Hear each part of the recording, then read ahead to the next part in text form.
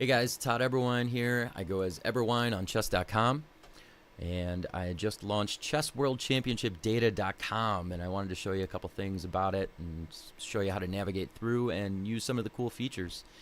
I just made a blog post about Magnus Carlsen and his world championship performances, his opening choices, how he's performed with the white and black pieces, the bishop pair, isolated queen pawn, what endings he's seen, what kind of sacrifices he's made, how he's performed when his opponents make certain sacrifices. All that data is available on this website.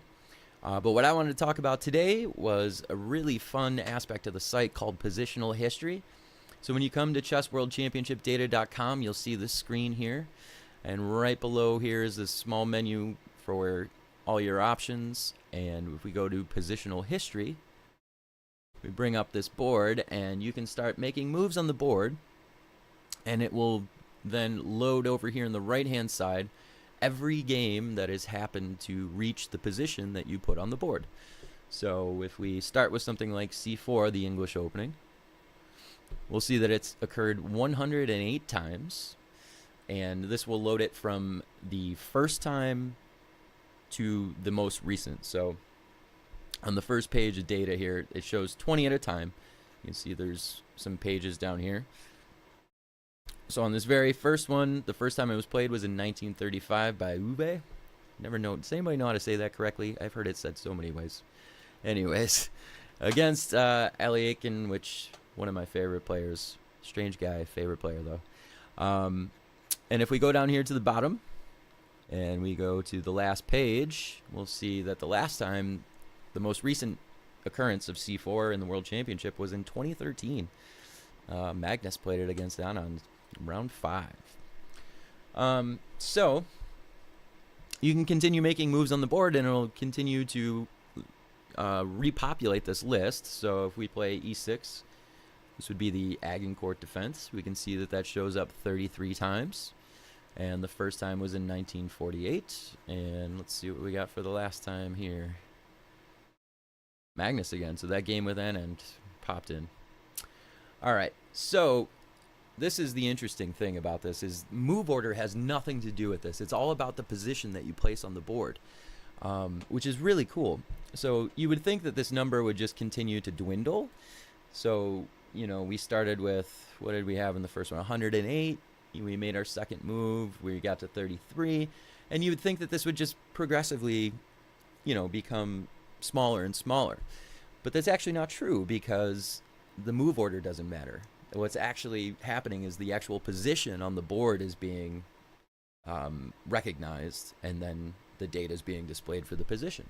So in a situation like this could easily transpose into, you know, a d4 Queen's Gambit declined.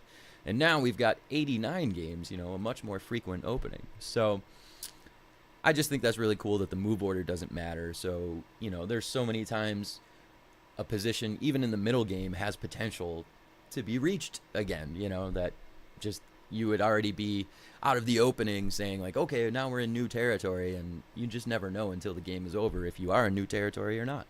And I think that's really cool.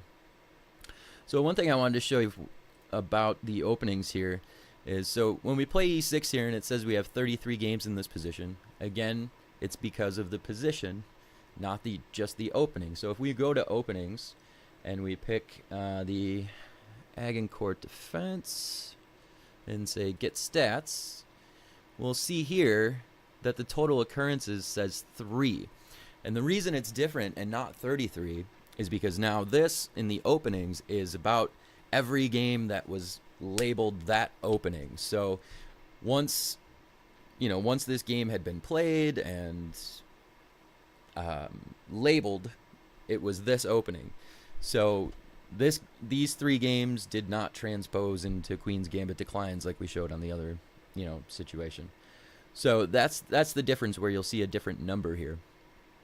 There are 3 games in the database that have A13 as the opening for the game, and there are just there's got to be over 400 openings or something in here. It's completely ridiculous.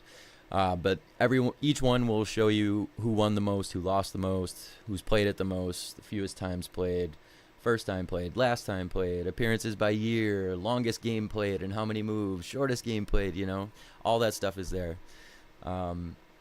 Ending frequencies, like, this particular opening, king and pawn, rook ending, queen and bishop versus queen and knight, that's, and then the how many times that was reached, and stuff like that is all in there. So another thing I like to do with the positional history is play my own games. So if I'm like just playing loosely at home with some friends, or I'll take some, like when I get done with a game on chess.com, I'll plug it in here and just go through the moves and just see, when did I reach a place that there were just no games in that position, and then I'll use the back button and try to figure out, okay, what is a move that a world championship contender or a world championship or world champion did make, instead of the move that I made that took me out of, having a game in the position. So you can pretend to play like the champions too, in the same way.